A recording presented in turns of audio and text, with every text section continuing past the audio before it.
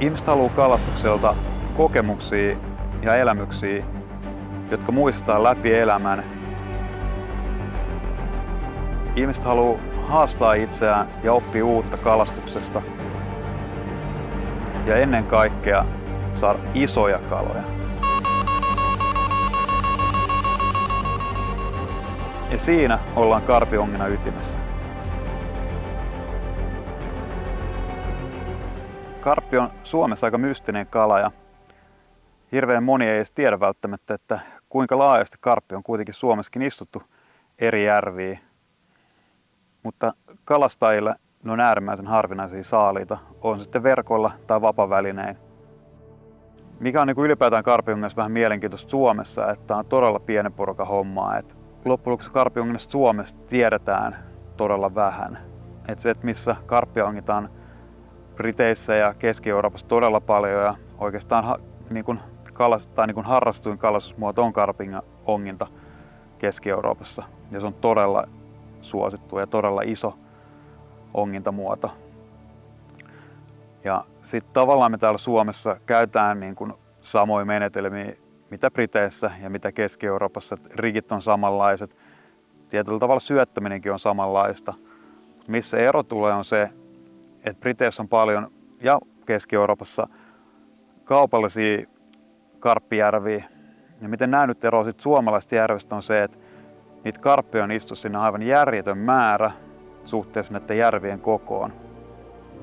Ja siellä on monesti valmiiksi tehdyt rannat, missä voi vuokrata ja ostaa sen paikan, että missä voit onkia.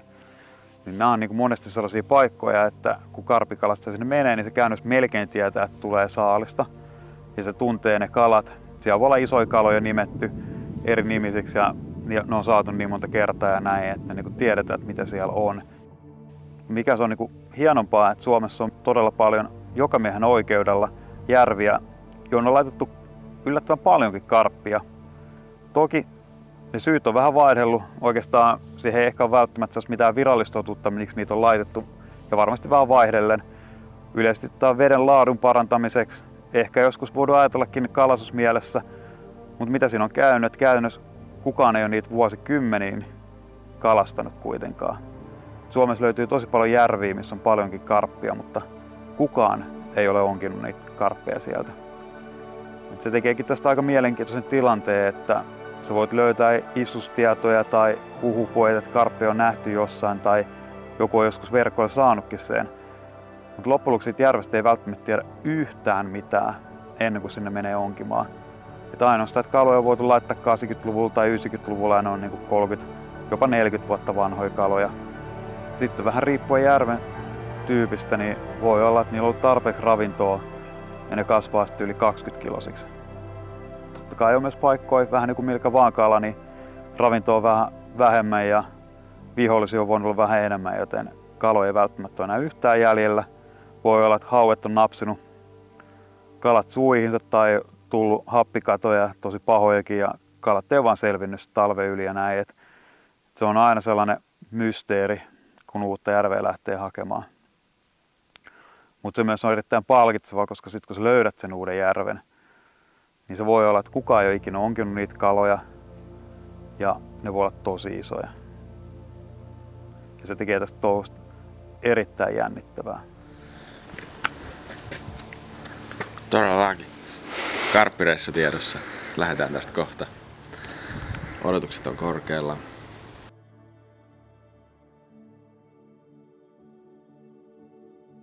Aloituskynnys on vaikea, varsinkin sen ensimmäisen kalan saaminen voi vaatia kymmeniä, ellei satojakin tunteja.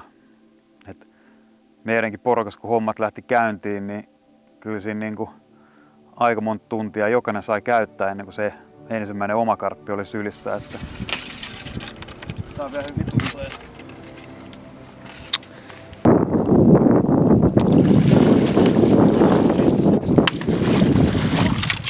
Jaha. 12,7. Paljon? 18,7. Ihan jäätävä karppi. Kaikille aloittelijoillekin karppionkijoille, niin mä sanoisin, että kannattaa aloittaa paikoista, mistä tietää varmasti, että karppia olisi. Ja mielellään ihan suht paljonkin. Koska tää ei ole liian helppo laji. Ja se, että sä et saa kaloja, niin siitä on kyllä vaikea vetää johtopäätöksiä, varsinkaan oppia. Tässä meillä on sitten vähän uudenlaista syöttiä, jolla no oikeastaan, ketä mä huijan, mä oon kokkaillut tässä vähän uudenlaisia boilereita. Nämä on tosiaan ananaksen makuisia ja toivottavasti karpit tykkää näistä. Ei kyllä mitään haju, tää on ihan ensimmäisiä kertoja, kun mä oon näitä syöttejä tehnyt, että näistä on aina paha sanoa. Mutta ajateltiin kokeilla silleen, että heitetään tuohon Ruutanolle muutamat maistiaisiksi, niin ehkä ne osaa sitten kertoa mulle ja Janille, että onko nämä oikeasti toimivia vai kannattaisi näille kalastaa. Mä oon sitä mieltä kyllä paljon, että sun kannattaisi niinku ite nyt tehdä yksi maistikierros siitä. Ei pitäisi, se on idea vähän pientä tekstuuria, niin karppi tykkää rouskutella sitä menemään sitä. Vähän kuin rouskuu, niinku nämä munakuoret hyvin hampaissa. Oikeesti? Ja se on se niiden tarkoituskin.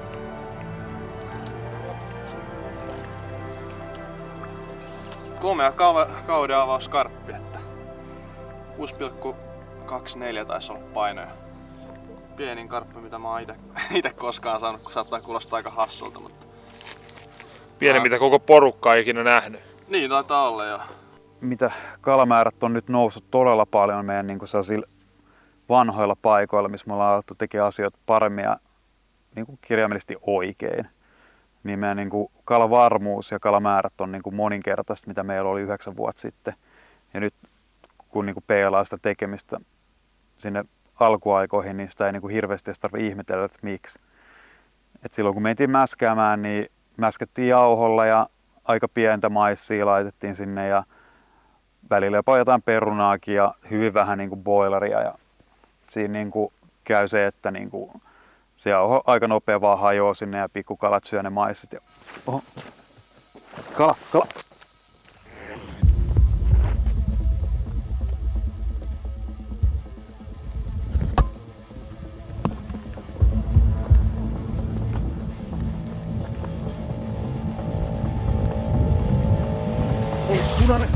Punainen on täällä. Ei kun Venäjä vapsa, kumman se nyt vittu? Se on se oikee, se on sun. Sulla. Joo, otat se kamera. Joo, mä otan kameran. Tossa.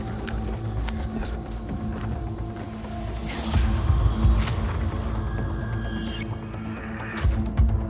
Jääkö se lumpeisiin varmaan? Onks kiinni vielä? On näkee. Niin mitä sä sit kalavan? Niin, se on vähän noussut tässä viime vuosien aikana. Aika reilustikin. Nättiä. Se oli sun aaneheittojani.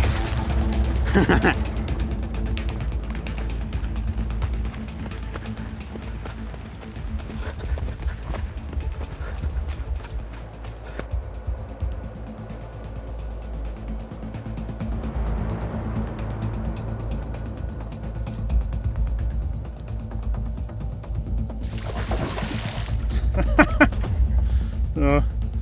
Joutui vähän keskeyttää. Ei pystynyt kuvata. Tuli vähän liian nopeeta, ei ollut ihan valmistauduttu. Joo, ei ollut valmista kauraa. Tää itse asiassa oli valmista kauraa periaatteessa, mutta se oli vetänyt tuonne puurungon alle itsensä. Että se oli puussa kiinni, niin piti käydä hakea se järvestä ja sitten ihan se kala.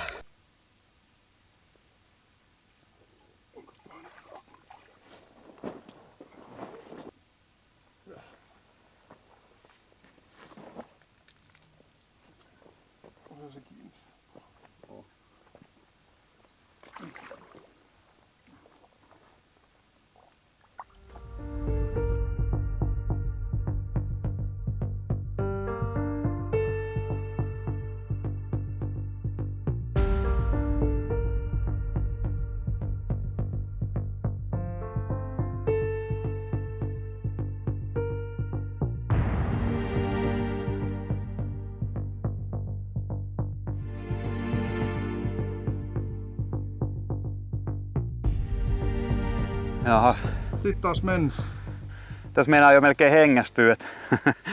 Eli kai mä kehtaan sanoa, että tää on meille nykyään helppo, koska me tunnetaan tää paikka läpi kotasi ja me tiedetään, mitkä menetelmät täällä toimii ja mitä kannattaa mäskää ja mistä täällä kannattaa onkin. Että oikeastaan niin kuin kaikki, mitä tähän kalastukseen ja karppikalastukseen liittyy, niin me tehdään täällä niin kuin oikein tälle paikalle.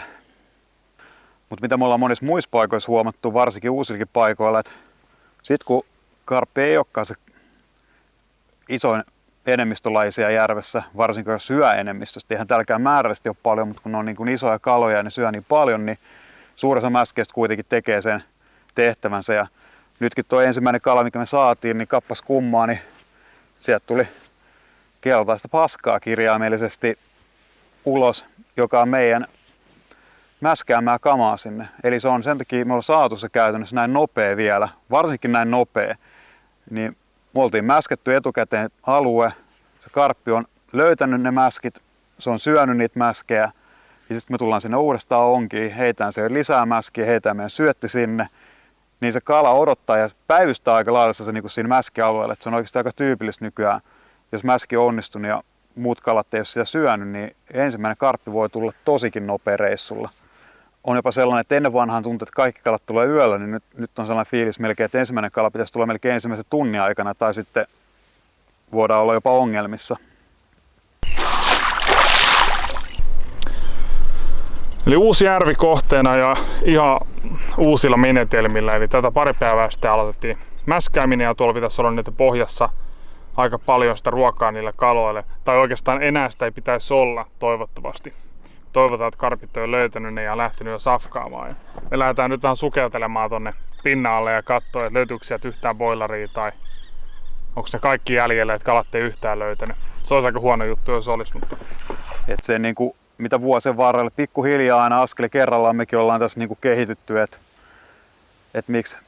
miksi nytkin tuli kala näin aikaisin, niin me ongitaan eri paikkaa tässä järvessä, joka on niin kuin vuosien kokemuksen jälkeen pääteltynä niin kuin tämän järven yksi parhaita rantoja. Parempi se, mistä me... Siellä on kala taas! No, onko se mikä vapaa? Se on Jani, se sun vapaa. mun? Se on sun vapaa. Joo. Tää nopein, kun se on. Joo. Onks vielä? Ei. Oho. Siinä on muuten harvinainen tapahtuma. Nimittäin Se on mun elämäni ensimmäinen rani, mikä päättyy karkutukseen. Mikä on niin ollut varma karppirani. joo. Pitää tarkistaa kyllä koukku ihan heti. Et omalla kohdallaan toi on mennyt vähän siihen, että mä olin jo vähän niin kuin ylineurottunut yhdessä kohtaa, että mä vaihdan koukut joka reissun jälkeen. Sitten kun olin yhden yön kalastanut koukuilla, niin sitten mä vaan koin, vähän riippuu paikassa miten nopea ne tylsyy, mutta mä silti näin, että se työ, että mä vaihdan sen koukun vaan uuteen, niin se on niin pieni vaiva, että se kannattaa. Et nykyään mä teen sen 2 ja 3 yön välein vähän riippuen, että missä vesistöstä ollaan. Et jossain paikoissa nuo koukut tylsyy kyllä niin nopea, että ne joutuu melkein joka yön jälkeen vaihtaa.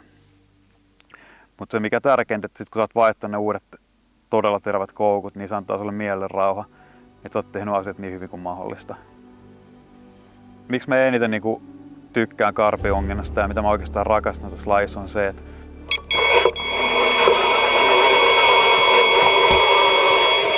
se rani, se yllättää joka kerran, kun se hälytyn alkaa hälyttää ja piippaamaan ja ei näitä kaloja koskaan tule liikaa. Että se niinku, että jokainen kala saa niinku sun sydämen niinku hakkaamaan ihan täysillä ja sellaiset järkyttävät adrenaalit tulee, että nyt pitää kenen vapa missä juostaan sinne niin, ja käynnössä jokainen kala on uniikki ja iso.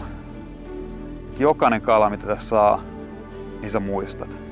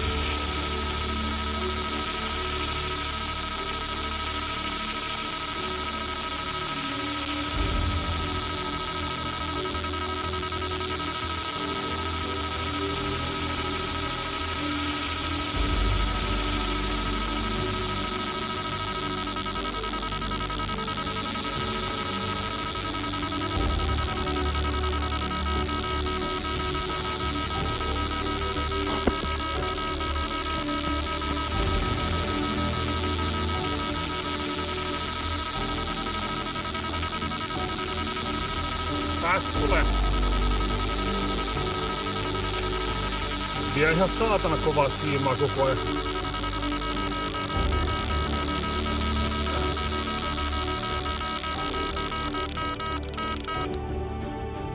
Nyt pysähtyy.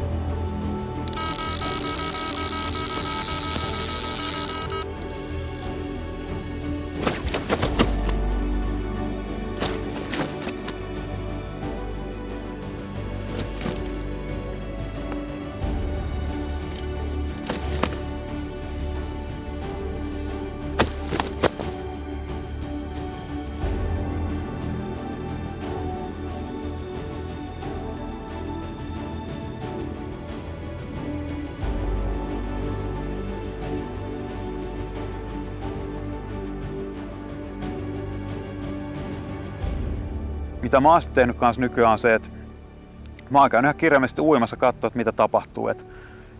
Sitten väliinkin huomaankin, että kappas kummaa, että hei, täällä on nyt näitä 20 millisiä jonkun verran vielä löytyy pohjasta ja kaikki pienempi kama on syöty, niin sitten siinä pystyy vähän päätellä, että onneksi se ei ole mitään isompia kaloja käynyt, jotka preferoi niitä isompia syöttejä, vaan se on sitä pienempää kalaa, joka ei oikein saa meinaa sit syötyä sitä syöttiä sitten, tai sitä isompaa. Mutta sitten voin sanoa, että sit kun sä huomaat, että sieltä on kaikki kamat tyhjennetty ja sä et löydä sieltä välttämättä kuin yhden maissiivän, jos sitäkään, ja 30-milliset isot boilerit on lähtenyt liikkeelle, niin kyllä voin sanoa, että sit kun menet sitä uutta paikkaa onkimaan siinä kohtaa, niitä uusia paikkoja ei ole hirveän helppo löytää, niin kyllä sit se luottamus, minne sinne mennään, onkimaan aivan eri. Illan kolmas kala ja samalla isoin, 12,9 kiloa, kaunista peilikarppia. Pistää kaveri vapauteen vasta.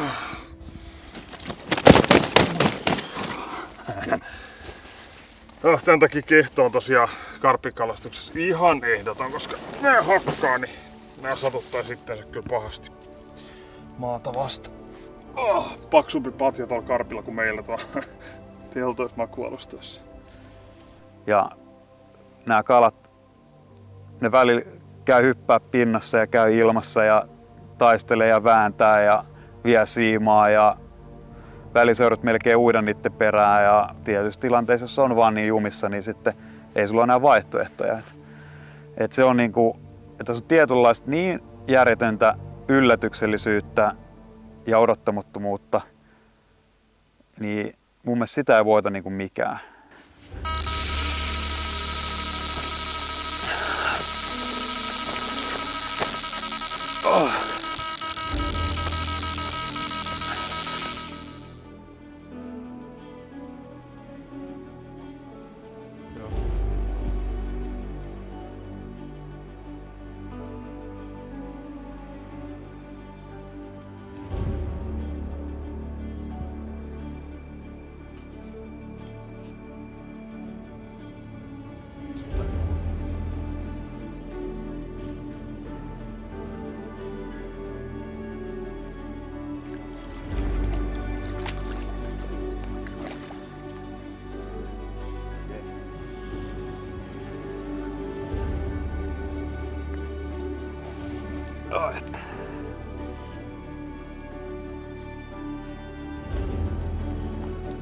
Päivän 4. kala meille. 14 kiloa. Lähti.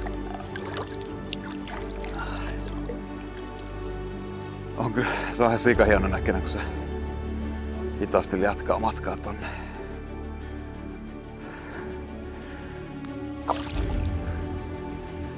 Ei, tää on kyllä.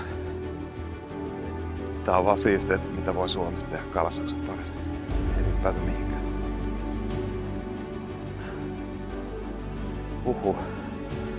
Sitten vielä pyykinpesuhommat. Et se on niinku vaikea kuvailla sitä fiilistä, kun saat uuden kalan uudelta järveltä. Ja sitä kalaa ei ole kukaan sen 40 vuoden elinkaaren aikana koskaan välttämättä edes nähnyt, ehkä istushetken jälkeen, ja kukaan sitä ei ole varmastikaan kalastanut. niin siinä on tiettyä magiaa, jota on oikeastaan aika vaikea edes selittää. Se voi vaan kokea.